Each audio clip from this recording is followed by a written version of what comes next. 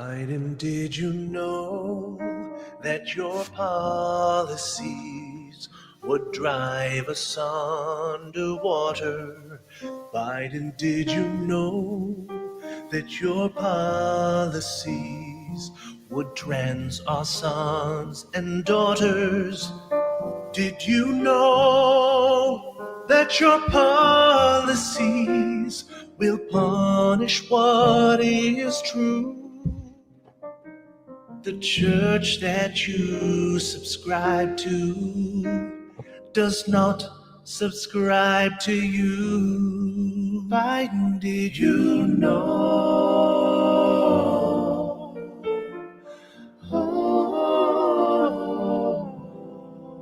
Biden, did you know that your baby boy made shady deals in Ukraine? Biden, did you know that your baby boy loves Parmesan and cocaine? Did you know that you shouldn't touch these women like you do? When you sniff that little girl's hair, it's borderline Me Too. The war will cease, the debt increase, and the dead will vote again. Vote again. The crime will leave, the dumb will speak, but we say come on land.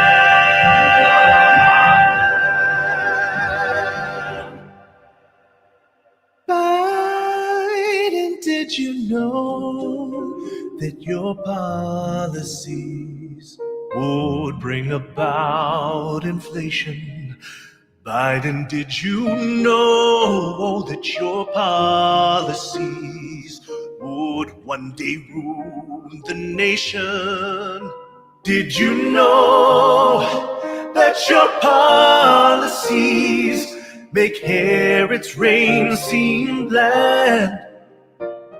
One day you'll have to answer to the great I am.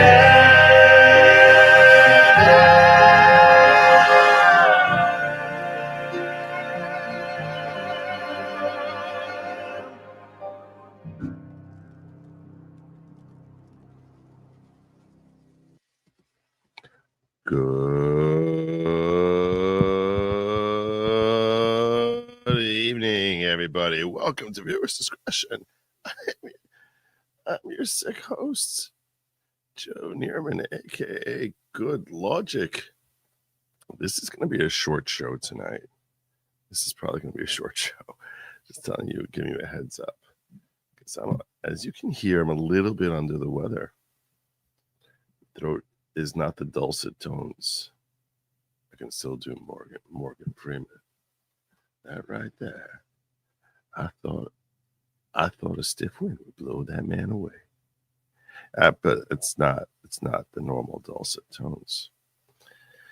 So I don't expect to be going for my normal 2+ hours, 3+ hours, whatever it's become recently. It's probably going to be a short show tonight. I have a short lineup. And yeah, I probably wouldn't have even had a show tonight, but I stumbled on news that I really should have been informed of like over a week ago, but it was really amazing news and I needed to share it with y'all. A couple of you may have heard that I was involved in a lawsuit against Judge Merchant. Judge Merchant is the judge presiding, or was presiding, I guess technically still presiding over the case in New York against Donald Trump. Issued some questionable rulings. Amongst them were a gag order that prevented him from talking.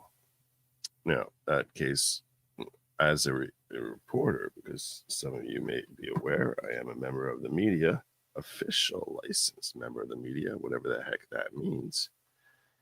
And that when I tried getting some word from him, his thoughts about some of the things in question, questions I had for the president. At that point, he was not the president-elect. He was just a candidate. About the ongoing nature of that particular action, I was told that due to the unconstitutional gag order, he could not answer me. That meant that my rights of freedom of the press were violated, and accordingly, I brought an action in the First Department saying, hey, my ability to glean information has now been hindered by a gag order which is wholly unconstitutional. Filed a lawsuit in the name of my LLC, which is Good Lawgic LLC, and in my own name individually, personally, Joseph Neerman. And we too, as petitioners, filed, and I filed that case as an attorney in the state of New York, went straight to the First Department as per the rules of procedure under state of New York. I brought an Article 78 proceeding. It's a special expedited proceeding saying that this judge's order has now affected me and harmed my rights. First Department rejected my application after taking far longer with it than I thought they should. And then I tried going to the Court of Appeals. Now, along the way, I ended up picking up an attorney who served as counsel for Good Lawgic LLC, has helped do some of the heavy lifting in this work. That was an individual by the name of Ron Baruti, and his name of his firm is Baruti and Associates. I should know that. He's my attorney. I guess I should know that. It's for Murray Nolan Baruti. That's what it is, Murray Nolan Baruti. Anyway, fine attorney, fine man. When we went, after we got rejected by New York's Court of Appeals, the highest court in the state of New York, we decided to bring our application to the Supreme Court and came up with the idea that it's probably most effective if we go on two separate tracks. Now, my attorney's arguments have been a little bit more about president's right to engage in political speech.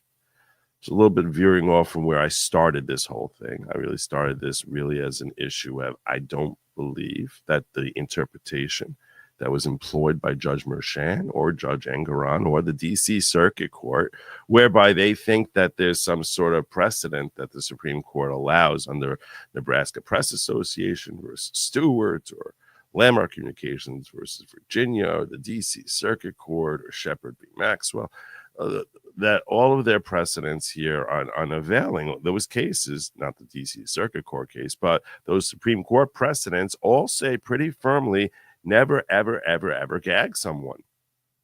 And they talk about context of having a balancing test, but the only time we see them employ that balancing test is when you have a question of should we restrain one party's free speech because their manifestation, the way they're exercising that free speech, is crushing someone else's constitutional right.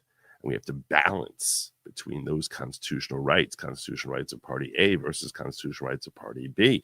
That's where we see the court consider that maybe we'll have a gag order. Maybe we'll restrict the media from their coverage, like in Shepard v. Maxwell, if it's destroying a person's ability to have a fair trial. So now your First Amendment rights media are destroying this person's 6th or 14th Amendment rights to a fair trial. Balancing test between two constitutional rights. Landmark Communications, similarly, balancing test between constitutional rights and the rights of the accused, those people who are being smeared. And in fact, even in those circumstances, we lean towards freedom of speech. And if, in fact, there is a balancing test there, you have to go through appropriate steps the same way you always would to ensure that you're not wrongfully suppressing someone's First Amendment rights. You would need to go through, make sure it passes strict scrutiny. Strict scrutiny meaning that it has to be something that's absolutely necessary. There's no other way to get the remedy you're seeking other than violating someone's First Amendment rights. That's the only way. We have to violate the First Amendment rights. So that's your compelling need. And if we don't violate this person's First Amendment rights, some terrible calamity is going to happen. You have to show there's a causal link. You have to show that this person's use of their First Amendment rights is what's causing the harm. And that this remedy that we're employing is going to fix it. And that this remedy we're employing is the only possible remedy we can come up with. This is a very, very, very high burden to reach. It's why the court says that there's a presumption that a restrictive measure on free speech is presumptively unconstitutional. You have to go through all these different hurdles. And usually it's not going to be constitutional. Well, we saw in the D.C. Circuit Court case, as well as here in New York with Judge Merchan, we saw that they didn't have an evidentiary hearing. They don't even know whether or not his speech caused any harm at all. The argument that was being put forward by Judge Merchan was that his speech was somehow affecting the jury or impairing the DA's ability to get the trial outcome he wants. So that's not a constitutional right. Why are you having a balancing test here? If anyone's constitutional rights are in jeopardy here, constitutional rights of Donald Trump they're both the constitutional rights of Donald Trump on one side, two constitutional rights, a right to a fair trial and a right to be heard, and no constitutional rights on the other side. You shouldn't be having a balancing test. And if you were, that's first and foremost. And if you were going to have a balancing test, then you need to go through the whole strict scrutiny thing, and they didn't bother doing it. So you got to go through very, very heady tests. When I started this case, I said if I win at the first level in the first department, that's a win for New York City. If I lose there and I win in the Court of Appeals, that's a win for the state of New York rather than just the city. And if I lose in the Court of Appeals and I win in the Supreme Court, that is a win for the entire country. I've been engaged in this fight, and I genuinely believe in my heart of hearts there is not a single attorney on the planet as equipped to argue this before the Supreme Court as I am. I am ready for this fight.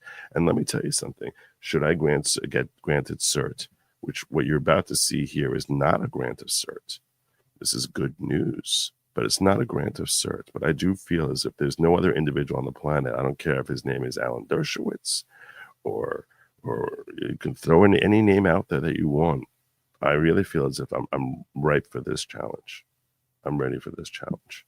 I'm ready to go in there, and I'm going to be aiming to convince not 5 justices or 6 justices, but to make all 9 of those justices recognize that this is a complete aberration of law, a complete misinterpretation, a twisting and perversion of Supreme Court precedent that must be overturned for the good of every individual living in this country. And that while the wheels of power were against Trump a year ago, and this was something that was popular on the left, well, that wheel has certainly turned considerably. Would anyone want to see that, God forbid, if the right starts employing similar aggressive measures, that the left, and they start charging people on the left that they would be gagged because their microphone is too big, because they have too much of an audience? That would be equally wrongful. That would be equally un-American. We should not allow for this silencing. And I don't care how popular someone is. I don't care how many viewers, how many people follow them on X or on Facebook or whatever platform you want to come up with. That's not relevant. Let the district attorney sort through it. This is also what I've learned, and I've come to learn more and more about the actual case law on this, that I can argue this as proficiently as possible. This is a far deeper circuit split than I realized when I first walked into this fight. Because there are other cases I've found in the Fifth Circuit, for example. Some of the circuits which you would think would be pro-speech, would be, on the side of Trump, are not the circuits that are favoring them. And it kind of makes sense if you think about it a little bit. It kind of makes sense because the position I'm taking is a fairly liberal position. So we've seen historically the Ninth Circuit has said you cannot issue a gag in this type of scenario. And the Fifth Circuit has said you can. Why would that be? Doesn't that seem completely 180 from what we expect to hear today? Not really, if you think historically. Because historically, the whole police are always right. The DEA is always right. The district, trust the district attorney, trust the institutions, all that stuff. That's a very classic Republican perspective, not a MAGA perspective. So you can understand them saying, hey, we want to be able to enable the DA to prosecute without having fear of someone talking too much, which is very much against the 1960s liberal perspective, which you can understand why the Ninth Circuit is basically coming along there and saying, you cannot gag a criminal defendant. Sixth Circuit agrees with the Ninth Circuit. It says, hey, if you're a DA and you don't like the size of the mouth of the person you're prosecuting, eat it. Suck it. It's on you. Good luck. Fight it. As opposed to the Fifth Circuit, which is like, no. Sometimes it's a court interest. We need to have fair justice. This is a circuit split. This is something that the country needs the Supreme Court to reach a final determination on. And I feel very equipped to make the as cogent an argument as possible based on Supreme Court precedent that the only way to possibly best interpret Supreme Court precedent is that you cannot gag someone unless the motivation for that gag is that we're trying to protect someone's Sixth Amendment right, and that the court and that the district attorney and the court don't have constitutional rights to be protected. And accordingly, never, ever should a gag be issued for the purpose of fear that the defendant is mightier than the government. That's just a ridiculous, absurd fear. And these are the arguments I plan on laying out, hopefully, in the very near future before Justice Clarence Thomas, Chief Justice John Roberts, I should label first, Clarence Thomas, Sam Alito, Gorsuch, Justice Kavanaugh, Amy Coney Barrett, Ketanji Brown Jackson, Sotomayor, and Elena Kagan.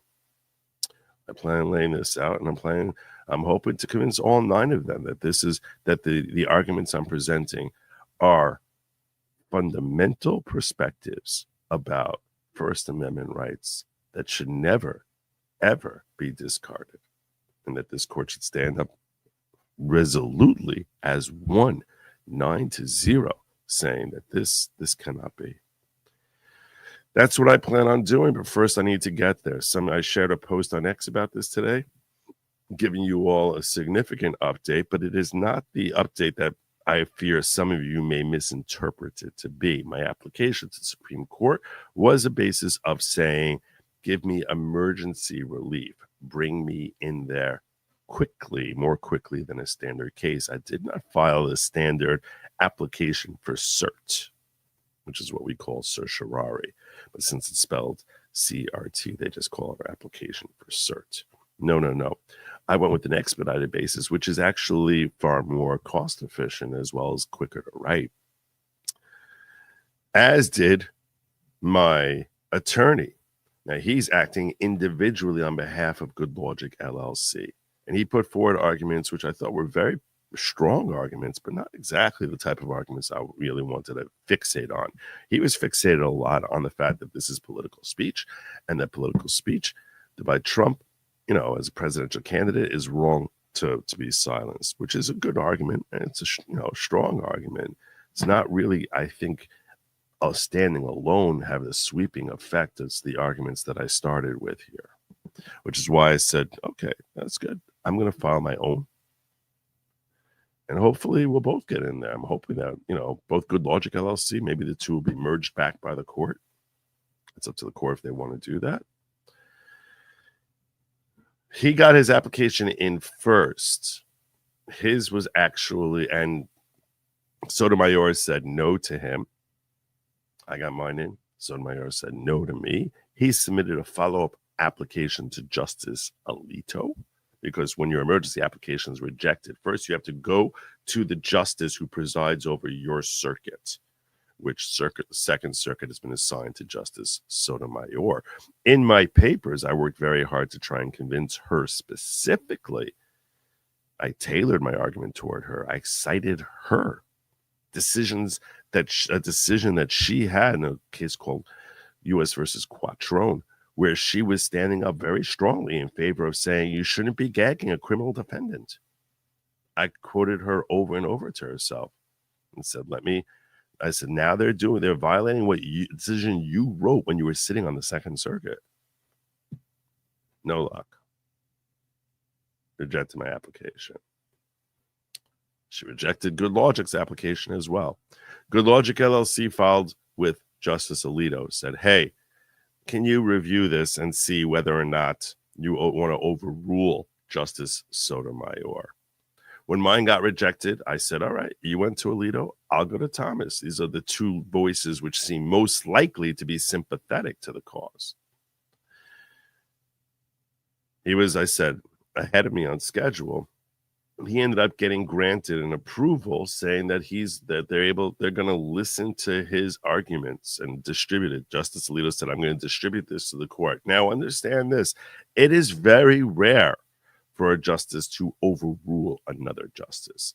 So it hasn't happened in 50 years. But I don't know if that's true when it goes through this steps that we went through. It might not be quite as rare. And the steps that we went through is instead of it just going to the second judge, that judge says, I'm not going to overrule the other justice individually, but I'll give it to the panel, the bench, and we'll all sit and talk and decide, do we want to take this case?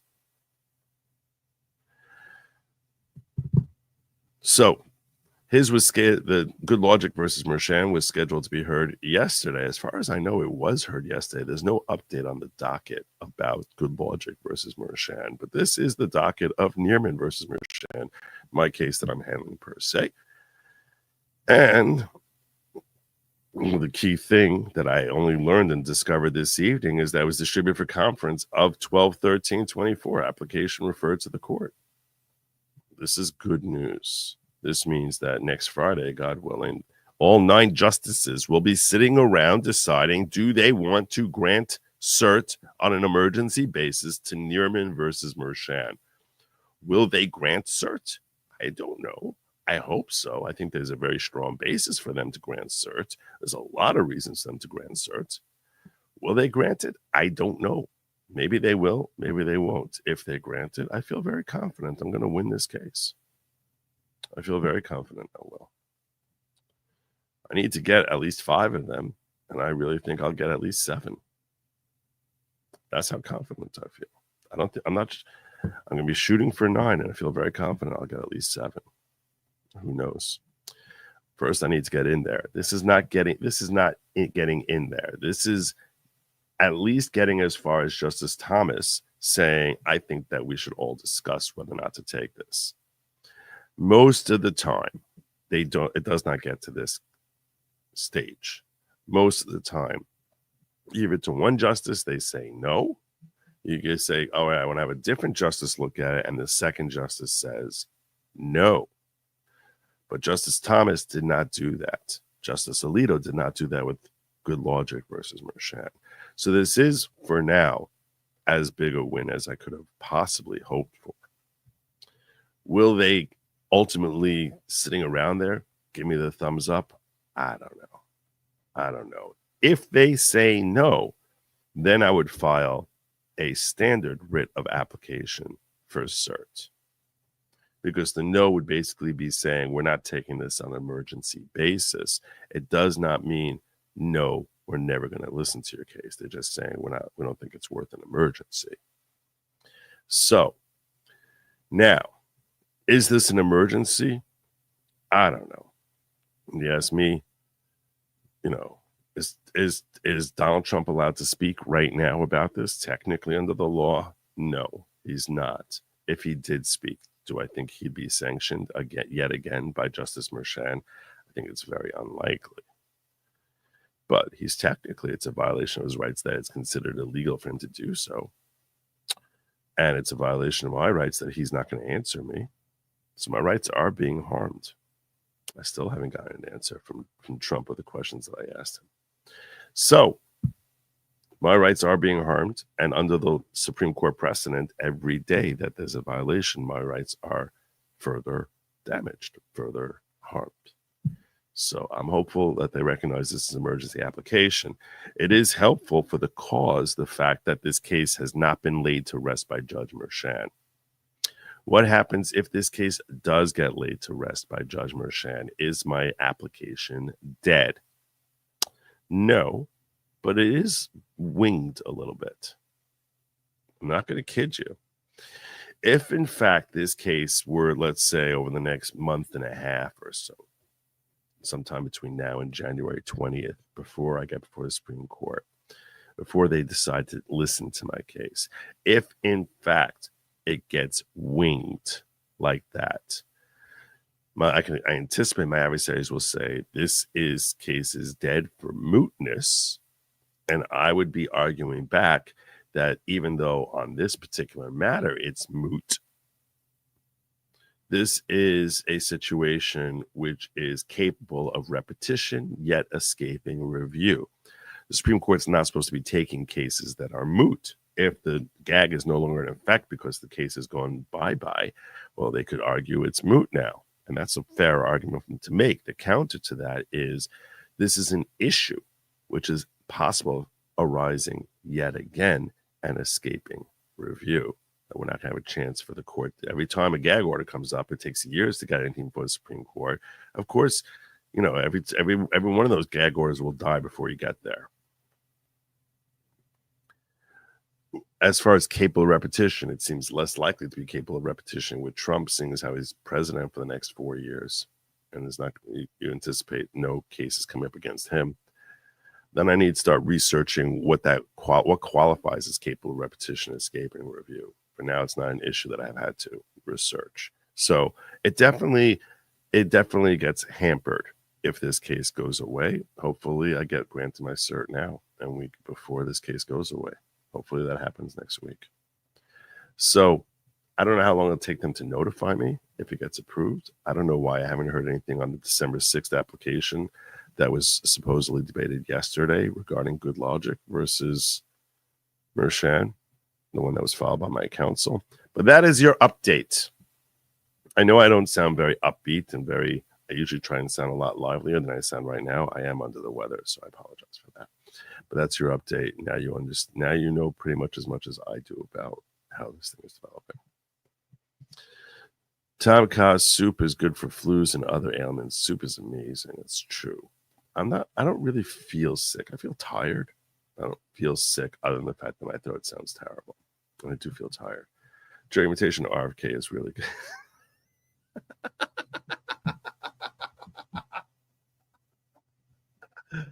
Thank you. That's pretty good. Since Trump won, will SCOTUS say political speech wasn't harmed and your lawyer will lose his case? I don't think so.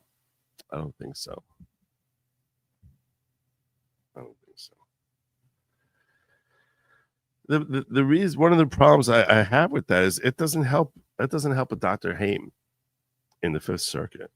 It wouldn't help him. He's being silenced right now, or potentially. I don't know if the gag went into effect or not. That doesn't help the next criminal defendant who's not a political figure. And that's really what I'm trying to fight. So that's why I really am hoping that my individual application makes it through. That's why I'm much more, that's why I bothered rewriting everything. Because I was like, look, I see where you're going here, and you're right in the points that you're making, but it's really not exactly where I want, what I really am hoping for. Which is a much more sweeping victory. We'll see. If being heard on Friday the 13th, forget about it. No, Jews don't believe in that stuff. We don't believe in that stuff. We don't believe in that stuff. Let me see if I missed anything over here with my ghetto.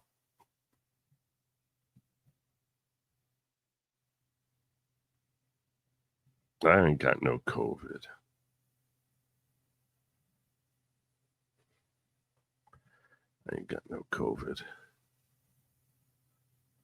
All right. Well, that's that. All right. Well, a couple of other stories I wanted to share with y'all. A couple of other things. I do want to talk about Daniel Penny.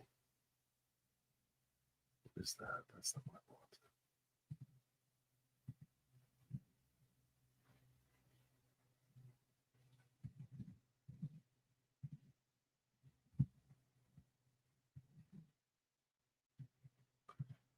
Oh, yeah, this is something. I just got to get this off my chest. I don't know who Jake Retzlaff is.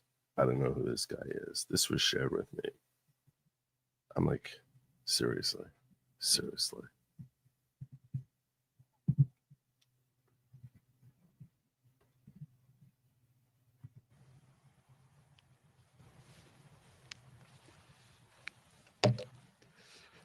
I'm Jake Retzlaff, first Jewish quarterback ever at Brigham Young University, known as the BY Jew.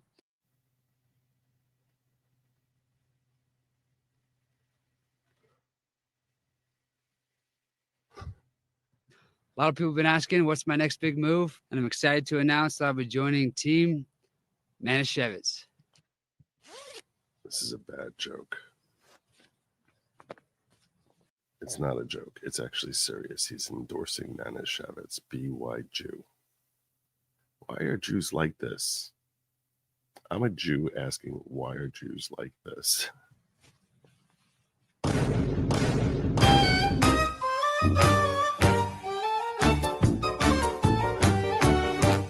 I'm Jake Retzlaff. I'm the quarterback at Brigham Young University. My nickname is the BY Jew. Obviously, a play on words from my faith being Jewish and coming to BYU. Being a Jew growing up, Manischewitz was always in the pantry, especially around the holidays. Jewish tradition is based around foods. I mean, how many holidays do we come together around a dinner table? Why Just about are all you of them. such cucks? Oh my God, why are you such cucks? Why such losers? Yay, there's a Jewish quarterback. Yay, now my life has meaning. Now I have value. Now my faith is recognized. Now I'm so important. Oh, did you see? They even came up with this really clever nickname, BY Jew. Get it? Because it's BYU, but he's Jewish. Oh my God. Seriously, find some joy in your faith. There's so much to appreciate about being Jewish. You don't need validation that somebody who may have an overlap of some tiny portion, morsel of DNA or bloodlines or herd of matzah is now a quarterback at BYU. Like, who cares? Why do you do this? It's so embarrassing. Oh my God. It's such cuckoldry. You're such losers. Why do people do this? I mean, this guy, look, I'm sure he got his payday. It's so humiliating. God, it's terrible. It's really terrible. Oh my God. I mean, forget about the whole man. Look, I'm happy for him. This is a Jew who got his nut. Okay, fine. He made a few coins. He got some shekel. All right. The fact that this is something that like it's like, who just look, you want to blend.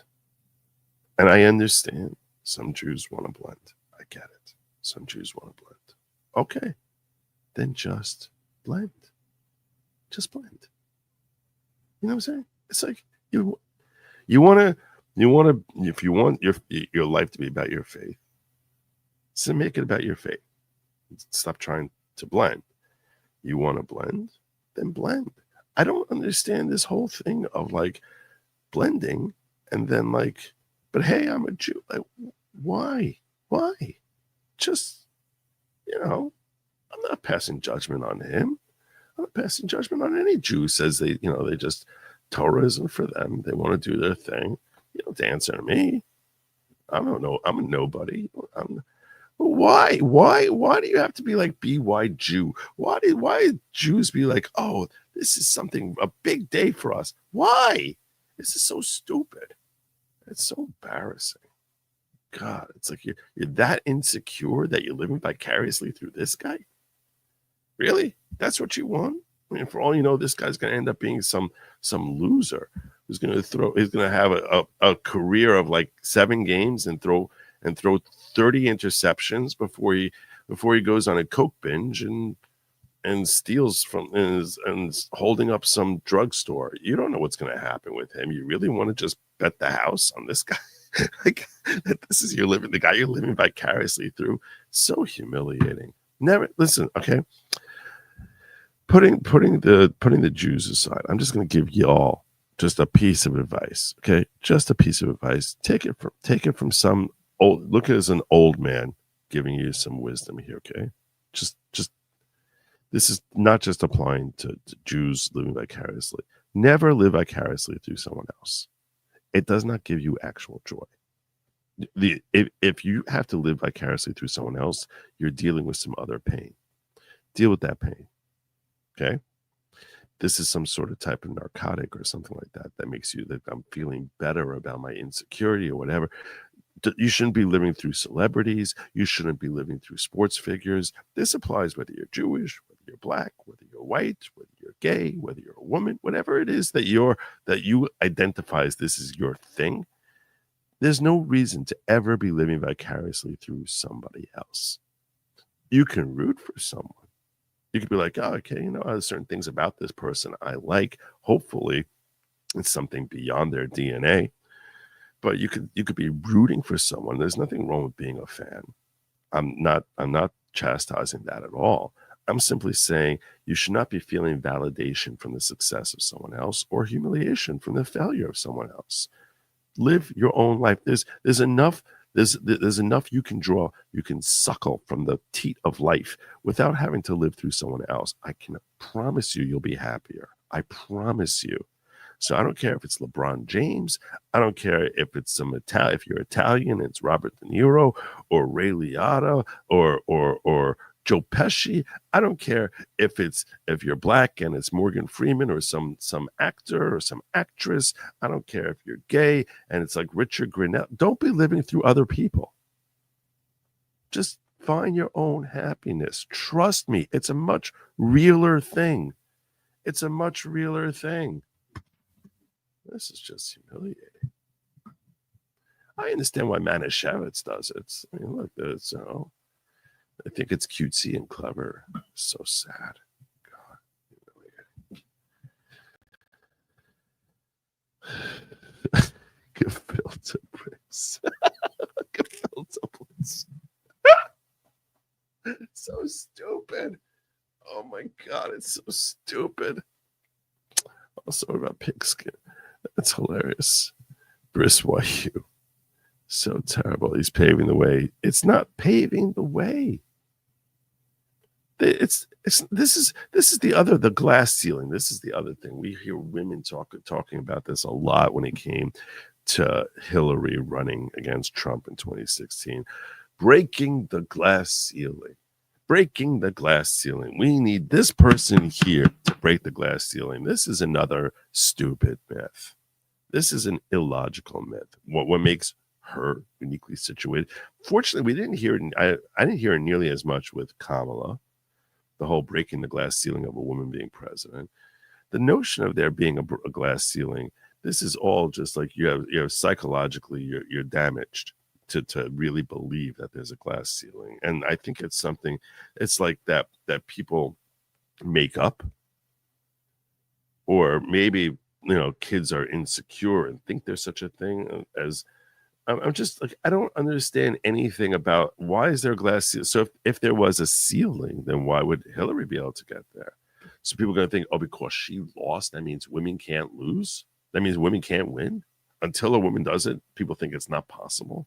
What is this like? This is like breaking the 3-minute mile. Like it can't be done. Like, what does that even mean? Why would someone think that there's some sort of ceiling? Oh, this is as high as you can go. Why? Why would someone think such a thing other than the fact that, hey, you know what? Hasn't been the right person, the right set of circumstances to attain that position. It's like the notion of a glass ceiling is the stupidest thing in the world. It's so dumb. I think people will say the glass ceiling thing just purely to guilt people into social justice. Meaning, what is social justice? Social justice is a perversion of justice in favor of social agenda. So really, justice says that if we're weighing the justice here, we say, oh, really, this person has more meat on their bones onto their claim. They should win, but this person is kind of harmed and damaged. So let's balance that out because it's social justice. Even though really truth is this person should be the beneficiary. There's a lot more meat here. But we say, you know what, we're going to go with this person because we're trying to tip the scales back in the favor of someone who's been harmed, or their, I guess, stupidly, their race or whatever identifier we want to put on them has been harmed. That's a perversion. Because on an individual basis, this person has not been harmed. So it's a perversion because really this person is the more meritorious individual, but we're not going to give it to them. That's the same thing with glass ceiling. It's like, okay, why do we need to break a glass ceiling? It's not that this person has the meat, that they're the right person for this position, but we want to guilt you and say, no, the reason you should throw your support behind this person who's otherwise less worthy is so that we can finally break the glass ceiling. It's stupid. There is no ceiling. There's no ceiling on any of us. It's meant for very limited minds. It's really meant for, it's aimed at very limited minds. Be happy, eat more bacon. Well, if you're not Jewish, that probably would work. Bacon smells like it tastes delicious. So I like bacos. So I happen to have a yen towards smoky type of flavoring in general. First the gag order, then required open court broadcasting recorded, following the stripping of qualified immunity for judges and prosecutors. Okay, we got to take this one step at a time. We have to take this one step at a time. I'm down with your entire agenda, and thank you for the chat. I'm down with everything. We're going to take this one step at a time.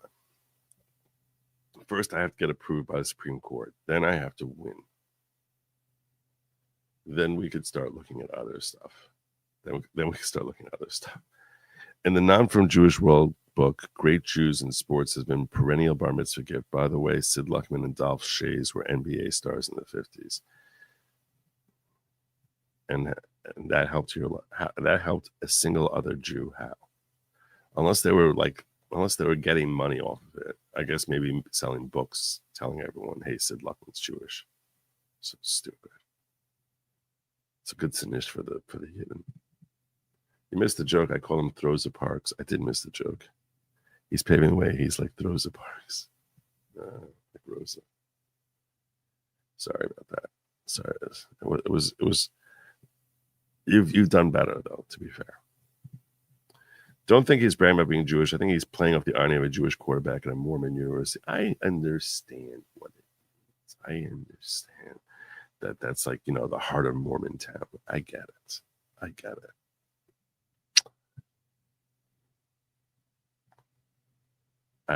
got it. Trust me, it didn't go over my head.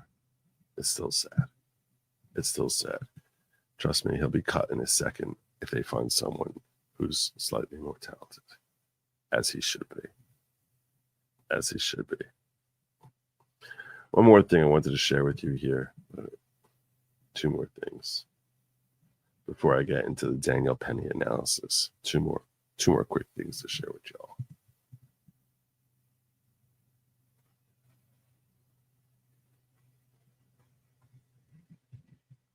Again, it was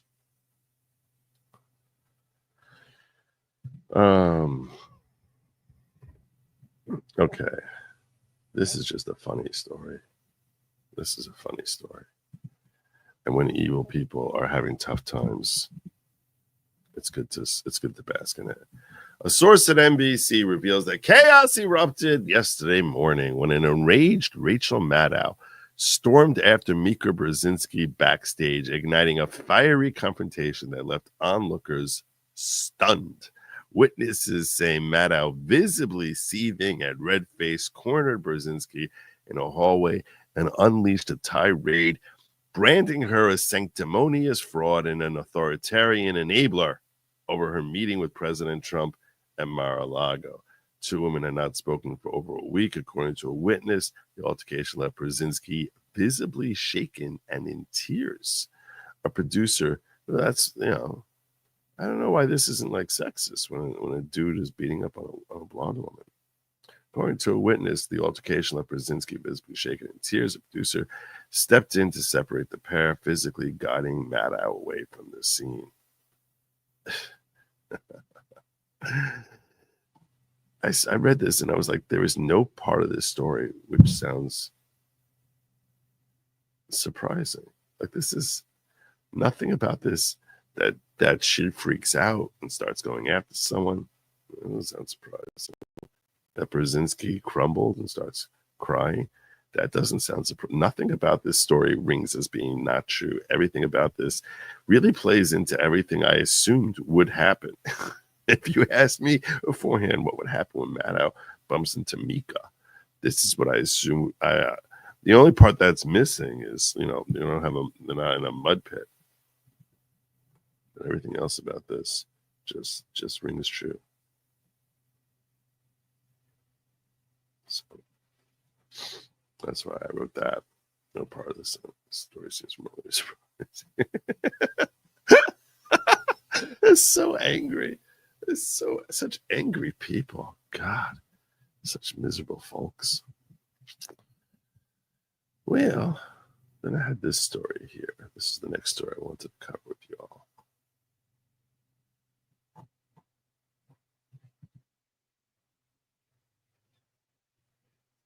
You hear how they're coming after Tulsi now? That they're coming after Tulsi? They're going after... Now, the next on the agenda is let's take down Tulsi. Let's take down Tulsi. Breaking, nearly 100 national security officials have reportedly signed a letter expressing opposition to Tulsi Gabbard's confirmation as Director of National Intelligence, DNI. We get a copy of the letter. Can you give me the letter? I should have pulled up the letter. Let me see if I get the copy of the letter.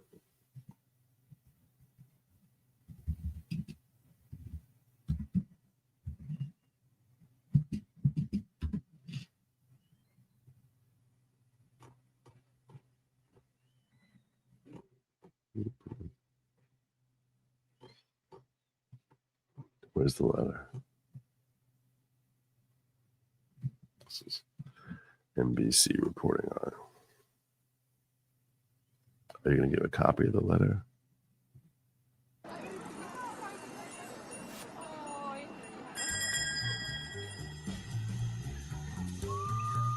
Idiots.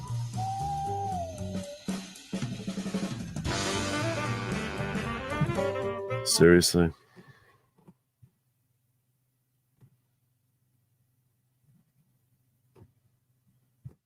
You don't even provide a copy of the letter. You're useless. Utterly useless. President-elect Trump returning to Mar-a-Lago last night, singing God Bless America with billionaire Elon Musk at his side. As he ramps up the transition process, his new choice for Director of National Intelligence is already facing scrutiny. Tulsi Gabbard, a military veteran who was once a Democratic congresswoman and Trump critic. It's important that our commander-in-chief have a military mindset. That military mindset doesn't mean you walk around looking tough, making idle threats. Gabbard has since endorsed Trump and changed parties. In the role, she would be privy to the nation's most closely guarded secrets, oversee 18 intelligence agencies, and be the president's main advisor on intelligence matters. Gabbard has publicly questioned many assessments of the U.S. intelligence community. She secretly met with Syrian dictator Bashar al-Assad in 2017, blamed the U.S. and NATO for Russia's invasion of Ukraine in 2022, and has shared Russian claims about Ukraine that have been discredited by lawmakers. Democratic Congresswoman Abigail Spanberger, a former CIA officer, writing, "Not only is she ill-prepared and unqualified, but she traffics in conspiracy theories." Traffics and conspiracy theories, meaning what that all traffics and conspiracy theories is just a very poorly veiled code for she's not down with the program that we're selling. That's a good thing. Traffics and conspiracy. What a stupid turn of phrase.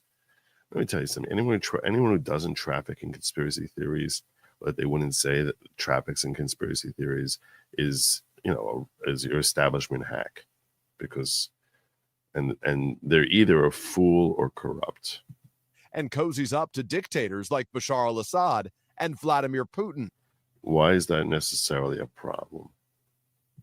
All of it after the president-elect capped his comeback at the White House at the invitation of President Biden. Biden vowing a smooth transition. Do everything we can to make sure.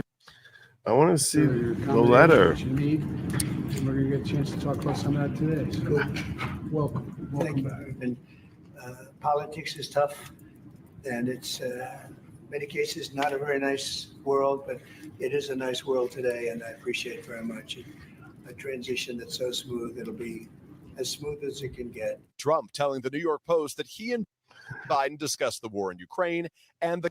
It happened a while ago. That happened a while ago. That's not really helping us. That's not giving us information that we need. Let's see.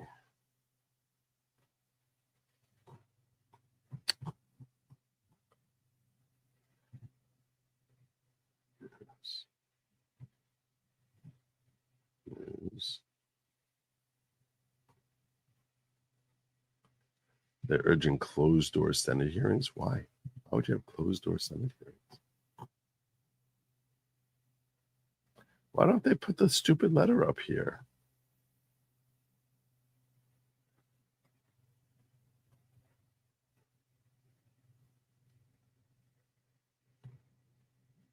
Among those who signed the letter, Senate leaders were former Deputy Secretary of State Wendy Sherman, former NATO, a whole bunch of people none of us know.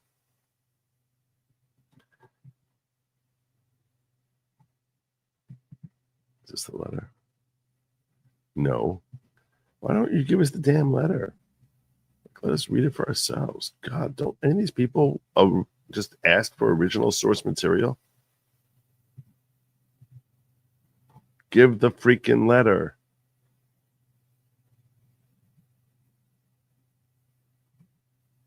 There it is. What's your stupid letter?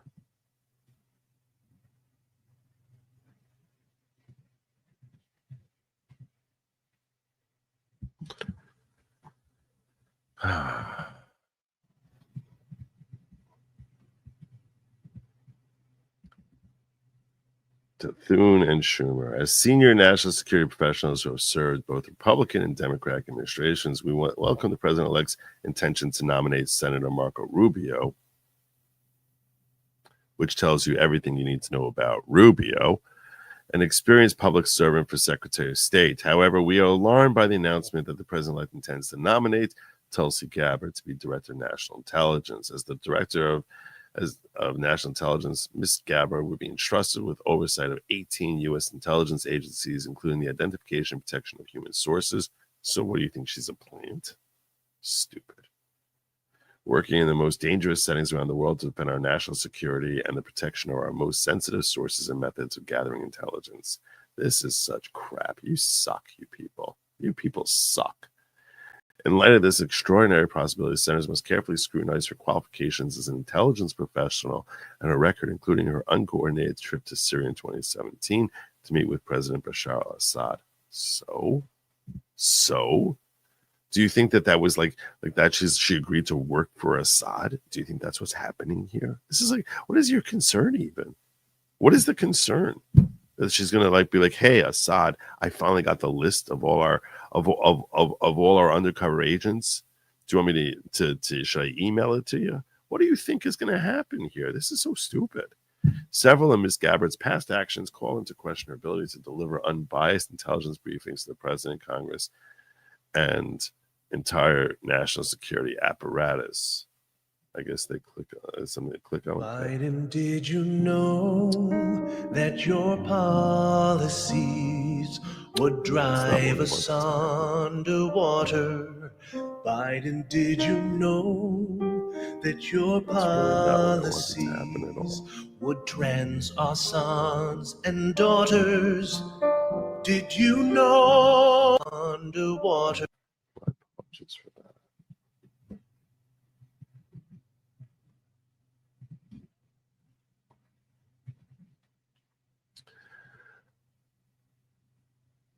Following her trip to Syria, for example, Ms. Gabbard aligned herself with Russian and Syrian officials. What does that mean, aligned herself? She publicly cast doubt on U.S. intelligence reports, and overwhelming public reported that Assad carried a chemical weapons attack against Syrian civilians, giving credence to the debunked conspiracy that the attack was staged by agents of the UK. No one should ever question. If you question anything, then you're obviously an evil person who's been compromised. In response to Russia's full-scale invasion of Ukraine launched in early 2022, she's not a Ukraine war hawk. That makes her evil. Ms. Gabbard similarly released a video insinuating U.S.-funded labs in Ukraine developing biological weapons, and that Ukraine's engagement with NATO posed a threat to Russian sovereignty. Both arguments initially used by Russia to justify its illegal invasion of Ukraine, and something that we still can't say is not true. Her sympathy for dictators like Vladimir Putin and Assad raises questions about her judgment and fitness. You suck. You guys are so stupid.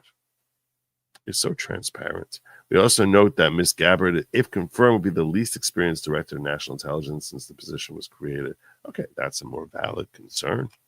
This is a more valid, assuming if it's true. I'm not saying it's true, but if true, her inexperience, that would be something that's at least a point. The other stuff is just your nonsense. And when you start with the other stuff as if that's the key thing, it tells me everything I need to know, that you don't really care about her experience. You just care about the fact that she doesn't align with your positions. That's really the tell here. Prior directors had executive branch experience working on intelligence matters or served on a congressional intelligence committee. Most have also had significant management experience. The Senate must carefully evaluate whether Gabbard is equipped to effectively oversee an organizational structure as unique and large as the National Intelligence Program, and also the effect this position of the willingness of our closest allies to share intelligence with the U.S. Yeah, I don't think that's really a concern. We're still the U.S. We ask the Senate fully exercise constitutional advice and consent role with respect to this and other nominees, including through appropriate vetting hearings in regular order. Particular Senate committees should consider closed sessions. Why? Why closed sessions? See, this is your scum. When you want closed sessions, you're hoping for the people are trying to spread darkness on the ones who care about America or good. You just start with the idea that you're going to need closed sessions.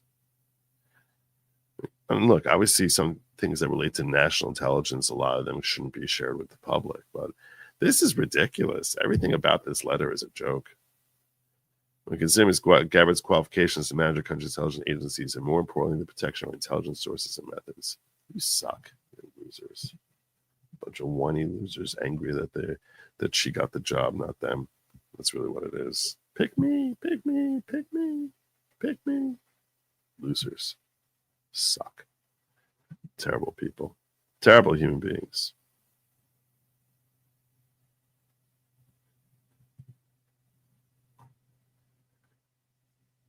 There isn't $1 billion to Ukraine in the last week. Why? No one knows. 988 million. I don't want to misreport. Another 988 million. Why? Just because. Just because. Why not? Why not? There's no end to the pot that they want to dig. How much they want to dig into our pockets. These sucky, terrible, awful human beings, and they know that she's the end. She's closing that funnel. She's closing that funnel. This is why are they fighting against Hegseth and Tulsi hardest? It's because they represent shutting down the Ukraine money pipeline. That's what they represent. These are the two people they're coming after hardest. They've given up on I think they've given up on Kash Patel. According to reports, Kash Patel has the votes, so maybe that's part of it. But the two people they're coming after much harder than RFK, the people are the two who are most likely to shut down the Ukraine money pipeline.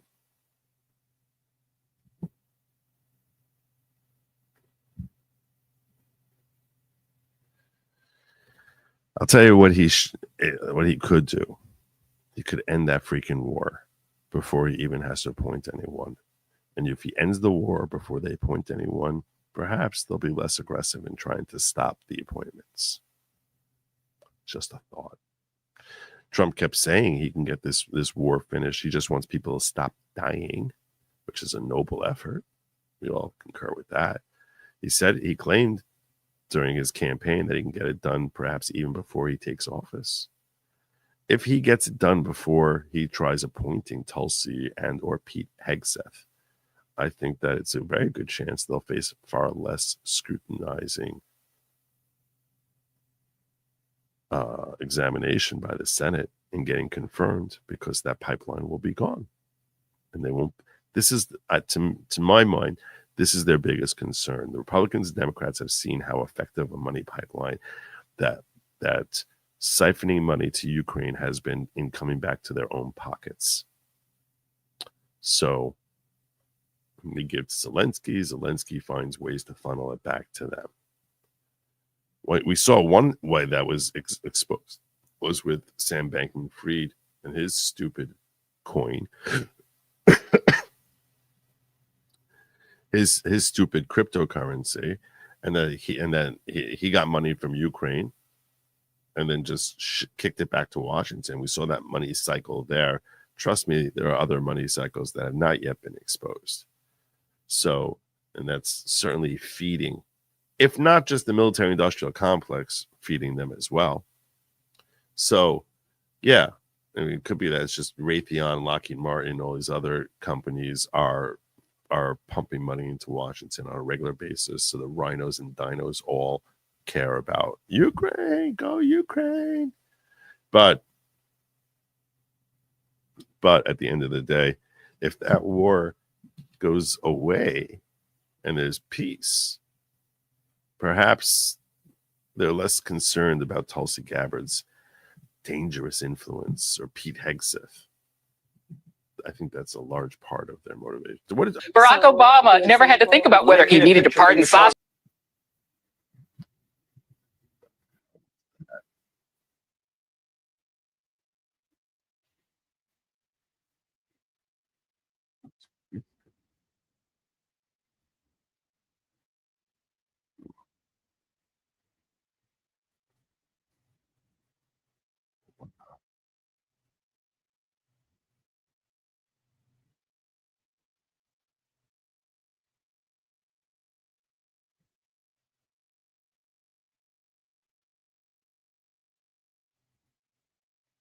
You don't hear about this stuff.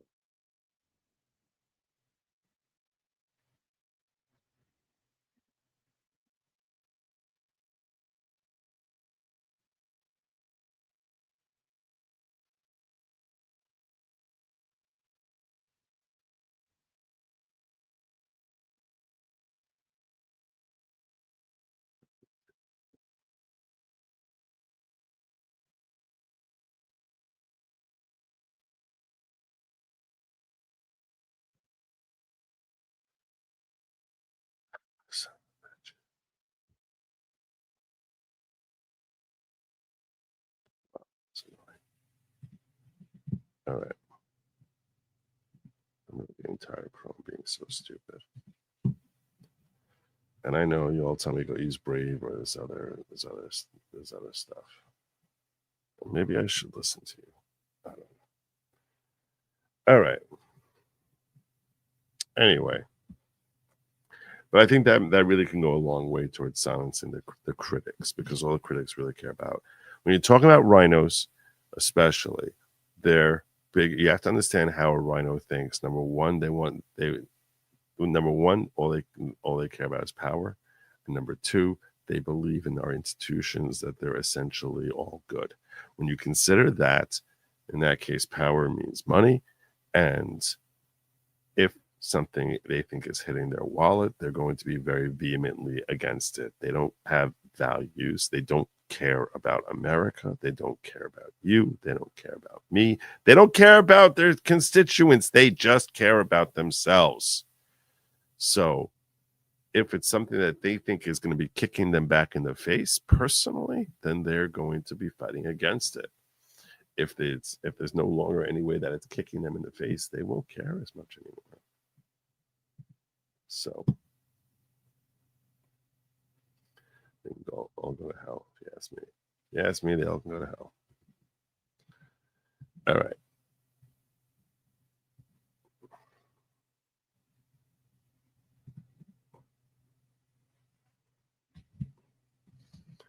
I was motivated to cover the Daniel Penny thing. You guys probably heard about Daniel Penny updates happened late on Friday. That's where we're going to go to next. Let's talk about Daniel Penny.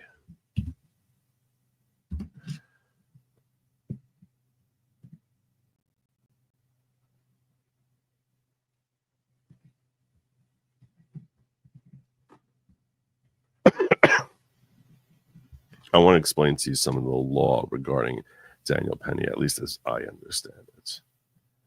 Questions that some people have, because I saw this post, which was very popular on X, where there was speculation about the law that I didn't really agree with.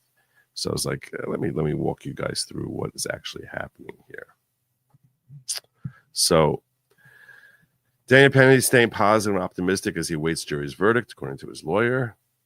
Penny's staying positive and optimistic, spending the weekend with his family as he waits for Manhattan jury to resume deliberations in his high-profile subway chokehold case. Jurors are expected back in court Monday to consider whether to convict Penny on criminally negligent homicide charge after they deadlocked on a top charge of manslaughter.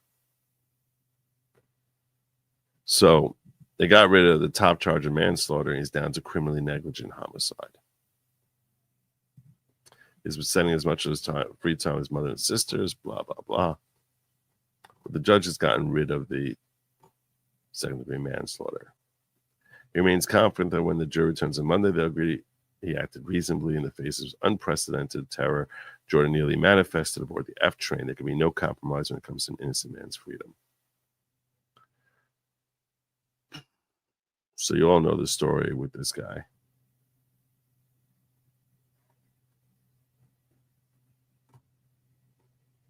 And there's Daniel Penny, who can only hope for the best for this poor guy. This poor guy. Can only hope for the best for him. So someone was sharing this out, asking this question. Mike Engelman. That's 180,000 followers.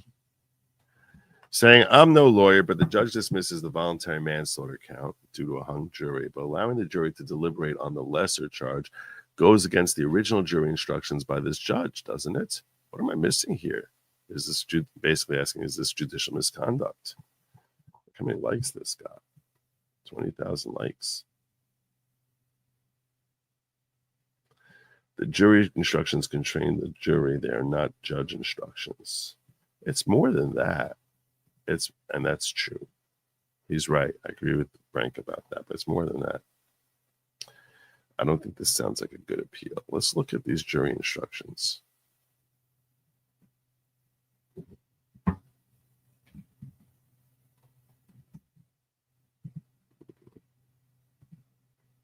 We'll look at them a little more closely. So the jury instructions say manslaughter in the second degree, which this is the one that got a hung jury and the judge tossed them out.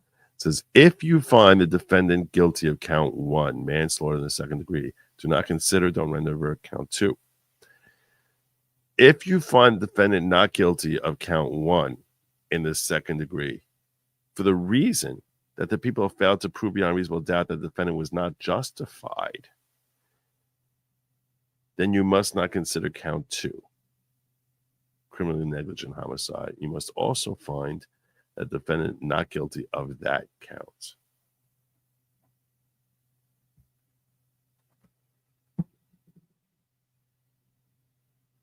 But if you find the defendant not guilty count 1 manslaughter in the second degree for some reason other than lack of justification, then proceed to consider and render a verdict on count 2, criminally negligent homicide. See, that's the part he didn't circle.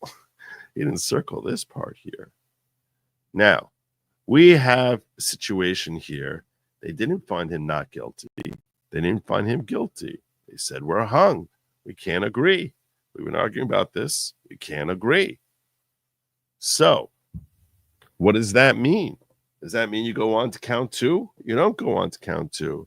Well, we don't really know what they're hung up about. We don't know if the issue they're hung up about is the justification or whether he caused his death. Maybe his death was caused by other chemicals in the guy's system or some other person's negligence. So we don't know what the cause was for them being hung. So this is not like getting a not guilty by reason of saying that, well, the people haven't proved that he was unjustified. He says he was justified to take the actions he took. Does the jury agree with him? If the jury agrees with him that he was justified in taking the actions he took, well, then you have to throw out, and then you shouldn't be considering the criminally negligent homicide. But if their reasoning for being hung is something else, well, then they are allowed to go on to criminally negligent homicide. So since we don't know what the reason is, I believe that the judge is acting appropriately in saying, okay, you're hung here, go on to number 2. And see, because if they find because maybe they would have found him not guilty of manslaughter because they didn't feel he applied enough force. So he's not justified, but he didn't provide enough force to kill him, to be responsible for his death. So that would be a reason that you go from count 1 down to count 2. So since we don't know, it makes perfect sense for the judge to say, okay, I'm tossing that one. Let's go down to count number 2. That makes perfect sense to me.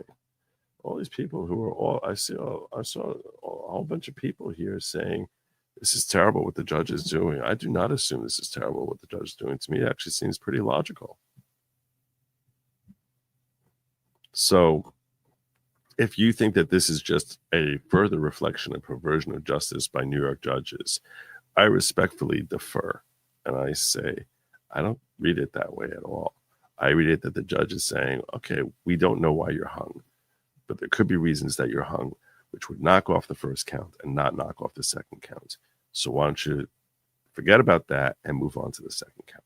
Dismiss the highest charges, move on to the second charges. To me, that's a logical approach for a judge to take. I don't think there's anything remotely biased, unfair, or harmful to Daniel Penny in a way that's prejudicing his rights or creates a base for appeal. I don't think any of that. No, I think that the judge is fully within his rights, and it's not even contradicting this thing. It's not contradicting his own jury instructions, because his own jury instructions say sometimes you'll find not guilty on number 1, and you'll still have to move on to number 2, since we don't know the reasons that they're hung. It could be in that scenario. We might be in that scenario right here. So dismiss the first one, move on to the second one. To me, it makes perfect sense. I think if I was sitting as the judge, and I had reached a conclusion that we're just going to dismiss the top charge, I think that's exactly what I would say is go on to the second charge. To me, that seems fair. Now, personally, I think that this case is a disaster for New York. It's a stupidest, terrible miscarriage of justice to charge this guy in the first place. But once we've gotten to this point, once you're at this point, judge's decision makes a lot of sense to me.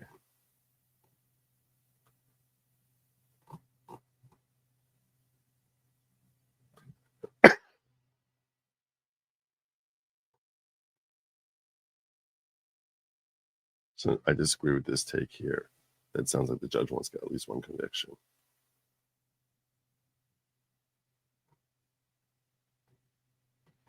A lot of people are having the same read, but I think they're just not really understanding what's happening.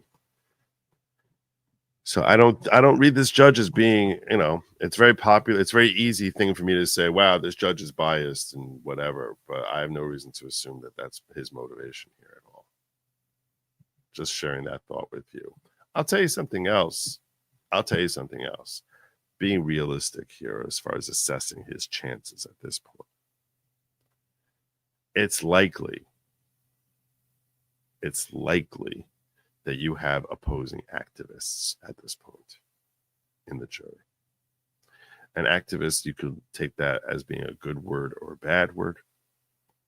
It's likely you have opposing individuals, at least 2, if not half a dozen, who are basically digging their heels in. 2 or 3 of them saying there's no way in hell we're letting this guy go. And 2 or 3 digging their heels in and saying there's no way in hell I'm convicting this guy. That's likely the case. And it's probably based about the whole notion that the entire world is hung up on is, do you want to allow someone to do this on a train to help protect people and risk harming the aggressor or not? So I think that this likely, we don't know what's going to happen. Maybe people give in on one side or the other, but I think that it's very, very likely that this is really just all about politics at this point for the jury. And that, because, this is a very hot political case, and that you have some folks who are just like, on principle, I'm not letting this white guy get off for killing this black guy, and others saying, on principle, I'm not allowing you to throw this guy in jail when he was just trying to help people on the train. And I think that's probably what we're dealing with here. Now, if you have a hung jury here, my question is, I'm surprised he dismissed the charge altogether. That was a little surprising to me. That's something I really want to talk to some criminal defense counsel about. I would not have thought that, because what happens if they have a hung jury on the next charge now? What happens? Where do we go now? Which I think is very likely. It seems you would think is very likely at this point. So if you have a hung jury at that point, now what? Because normally, I believe with a hung jury, the prosecutor is allowed to bring the case all over again. Well, if they bring the case all over again and the judge has dismissed the top charge, are they able to bring the second charge? Are they able to bring the top charge back again? I don't think so. That sounds like double jeopardy to me. So I don't know if he'll dismiss the second one if it gets a hung jury. Perhaps this is a win for Daniel Penny. I would think a defense counsel would tell me, and I'm not telling you this is the law. I'm telling you that my gut about the law is that now that the judge has dismissed the top charge, that's gone. And we're left with, if they're hung on this second charge and the DA wants to come after him another time and get a brand new jury in here, that double jeopardy would attach on the top charge. The DA would not be able to go for that. It would only be allowed to go for this lesser charge. If I am correct in my understanding of the law, if anything, that would be indicative of the judge favoring Penny rather than being against Penny. And the reason I'm saying that is he basically just protected Penny from ever having to face the far more serious charge. And says, look, you end up hung. Maybe he won't dismiss the lower charge, but he'll be like, okay, now they're hung. You want to bring the new trial? What do you want to do? District attorney, what do you want to do? And they'll probably bring a new trial, but if they bring that new trial, I believe they only would be allowed to bring a new trial based on the lower charges, which means that now, even if he gets a terrible jury, if Daniel Penny gets a terrible jury, he'll never have to face these highest charges. So if I'm correct in that, the judge in dismissing that top charge has just done a tremendous favor for Daniel Penny. Those of us who are rooting for Daniel Penny to walk free should be grateful to this judge for handling it the way that he has. So I think all these people here who are just assuming that this is a judge who's biased against Penny and trying to get him one way or another, it's a terrible misread of the situation. I think it's unfair, and I think that is an inaccurate assessment. If anything, the conclusion I draw is that this was beneficial for Penny. Because he could have just left it hung and said, move on to number 2. Dismissing because of the hung is a significant win for Daniel Penny. Thank God. So that's my read on it. Again, I'm not a criminal defense attorney. I've never been a prosecutor. I'm simply sharing with you my perspective of the law based on my limited knowledge of this area. You tell me what you think. You think he's going to walk in the end? You think he's going to get a hung jury? So if I had bet money on it, that's where I'd go.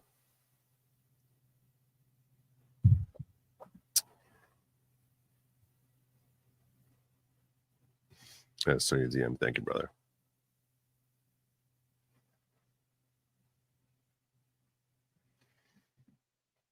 So twice as many intelligent. Oh, I missed this one. Sick Trump and his team on the open courts and broadcast use all this reveal malicious behavior to lead the community pushing immunity removal. We're not going to have immunity. You're not going to see immunity removal. You will not see that. No one who has the immunity power will ever agree to it. It would need to require a constitutional amendment. You're not going to see immunity removal. That's not going to happen. I'll tell you right now. I'm thinking pardon power. I'm not sure what you mean by immunity removal. I was thinking pardon power. So twice as many intelligentsia as called Hunter's laptop Russian disinformation, or maybe 51 of the same ones. Yep. Spot on, Ronald. Spot on. Which is why a lot of people are basically saying, we don't care. We don't care. Why do we have a gang of 8? How do we get to the point where Americans aren't allowed to know what's going on? They go, I don't know. You're asking great questions that I can't answer. These are great questions. It's ridiculous. You would almost think that they were not elected by us, that they don't have to answer to us, which I don't know. My civics class says otherwise. What I learned in 11th grade said otherwise. I don't know. You're asking fair questions. You're asking the right questions. It's baffling and frustrating. Press secretary says another $7 billion to Ukraine. We cannot get rid of these effing Bidens fast enough. Shavuot Tov, your distaste for these swamp creatures confused me. This behavior from them is to be expected. 2026 start November 6th. Don't get mad, vote. Yeah, that's true.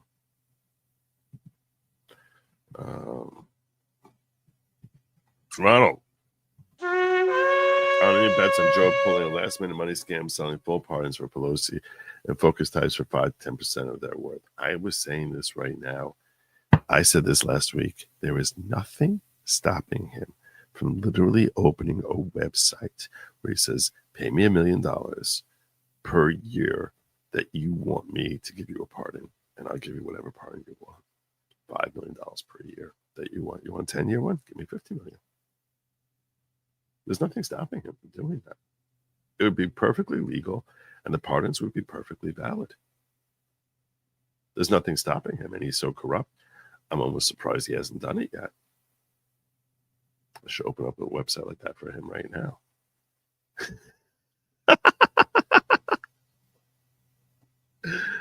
I should open up a website like that right now. Buy a pardon. Maybe call it Pardon Me. Pardon Me. .com. If you want to buy a pardon, just, wire. It would be, and if he signed off on it, it'd be no less legal than the pardon he just gave Hunter. No less effect. Why not? Why not? It's an interesting philosophical question whether you can pardon someone in advance of them committing a crime. Which that would be something. Imagine if you started selling pardons for the future. I'll pardon the next year of your crimes. No crime he commits during 2025 is considered a crime. I hereby pardon in advance any crimes he commits between now in January 31st, 2025. Don't tell me you couldn't get $100 million for that. I guess it would be limited based on to the degree that there'd be concerns that it would be deemed unconstitutional to pardon something in the future. But I think even looking back in the past, you can get an easy. You want a year? That's $5 million. You want 10 years? It's 50. I'll give you a lifetime. How old are you? How old? Oh, you're 80. Oh, you're only 40. All right, that's $200 million. Go back your whole life. Why not? Why would it not be valid? There's no question. I don't think there's any legal question that it would be valid. And give himself a pardon for selling them, just in case people get mad at him. Everyone's fine. Nothing you can do to stop it. I'm kind of mystified. I'll be kind of disappointed in him if he doesn't do it.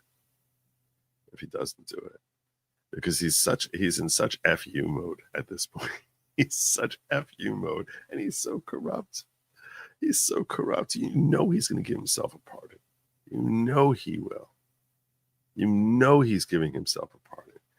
That's going to be all the news on January 20th is that he's giving himself a pardon. And James. He's going to give his brother James Biden a pardon as well. You know, I can tell you for sure that's coming.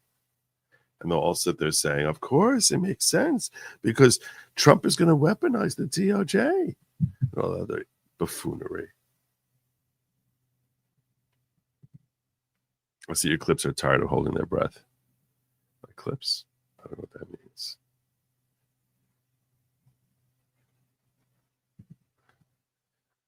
If need be, can Penny be pardoned by Trump? No, he cannot. He can only pardon federal crimes, not state crimes. Most people. That's how most people understand it. That's how I understand it, certainly. Only Kathy Hochul could pardon these crimes. She's the mayor. She's the governor of New York, and these are state crimes. Judge allowed the prosecution until they drop it, not moved by the judge. Oh, is that what happened? Okay. Still works out in his favor. Took the charge off the case, did not dismiss, allowed pros to remove the charge on the case, not ignored. Well, in that case, that's not helping him. That may not be helping him. No. Are you familiarized with what happened in the end with Karen Reed and the mess Judge Canone created? He seems a lot better. I'm not familiar with that. I've not been following the Karen Reed trial. No. Some of my brethren in this sphere, I know, are paying a lot of attention. Remove the charge, do not dismiss. That is very different. I read it as dismissed. In fact, over here, he claimed dismisses. That happened late Friday, so I didn't check that out. I'm not a big fan of multiple choice charges. I feel like you got one bite at the apple.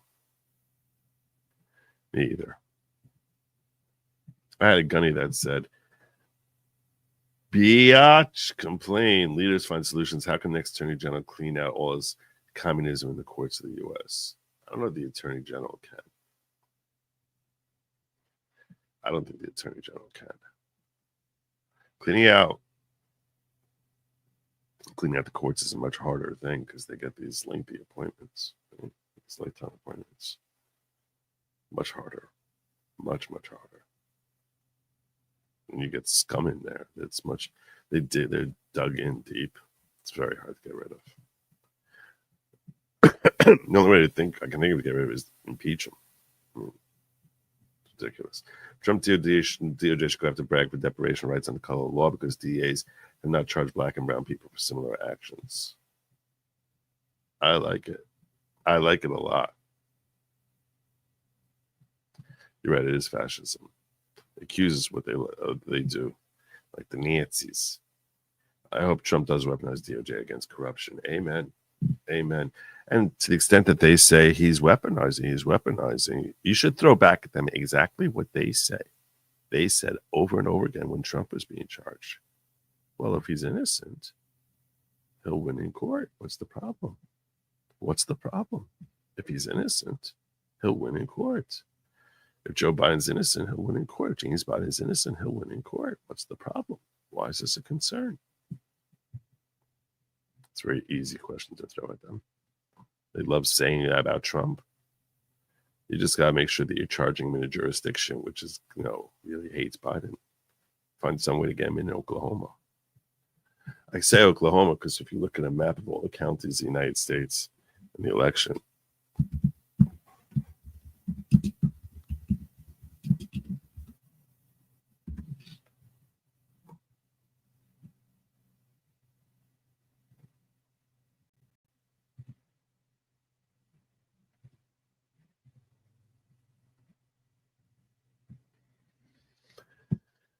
if you look at this map, there's only 2 states in the country which were pure red. Pure red. And that was Oklahoma, and West Virginia. That every county went red. Every other state had some blue counties. So yeah, gotta find a way to get these people into West Virginia. Find some way to tie the Bidens into West Virginia, just so you know that they're effed. And then tell the Democrats, hey, he's innocent, he'll win. What are you worried about? Why are you worried? Don't you trust our judicial system? Don't you trust it? Gotta find some way to get Obama into West Virginia. That'd be great.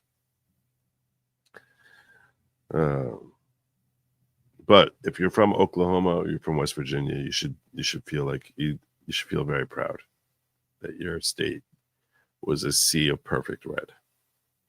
A sea of perfect red. Look at that.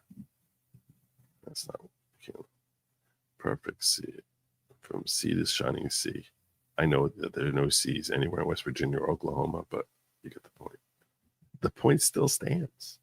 The point still stands. All right, I'm going to be wrapping up soon because my throat is definitely not sounding good. Still convinced bragging attorneys in his office are completely corrupt, racist, and evil. Of course they are. Of course they are. That's why they let the 2 black people go, holding down his arms. How are they not equally complicit? Joe can pardon for bribes, but those bribing him can be charged with bribery. Also, can Penny? No, they'll charge him for the sale. I'll charge him for this. That's the first thing. I'll pardon you for paying me for the pardon and 10 years. Whatever. It's very easy. It's really, come on, Mud Duck. Come on. Come on. It's the first thing you pardon him for. It's very easy.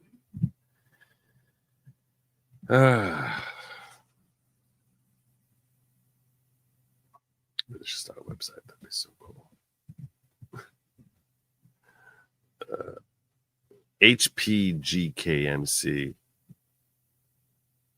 I can't even begin to imagine what that stands for. It says, check your Twitter DMs regarding Daniel Penny and that Jordan Neely was alive and please arrive or die besides of their failure to render aid. Yeah, I saw that. I saw that he was still alive at that point. That's an argument to basically say he didn't kill him. But yeah. Article 2, Section 4 lists bribery. Okay. So you're saying that he would be... Wait, you think he would be impeached? Really? Really? You think he would be? I don't think he would be.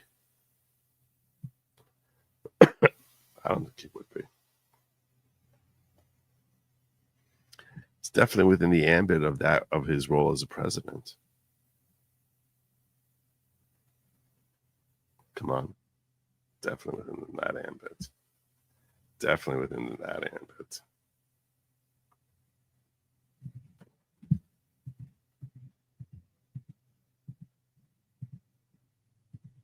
Just saying. Just saying.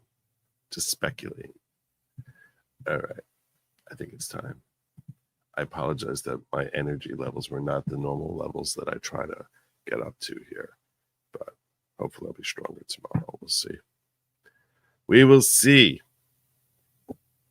If you want to know what time I'm starting tomorrow, that'll be around whatever time I tell you at goodlogic.locals.com. That's goodlogic.locals.com. You need to be over there. Please like, share, subscribe, do all that stuff. Do all that stuff. Like, share, subscribe, all that other stuff. I'm getting on out of here. I thank you all for joining me. I say to you,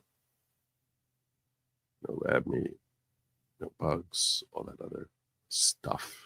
All that other stuff. Have a good night and Godspeed.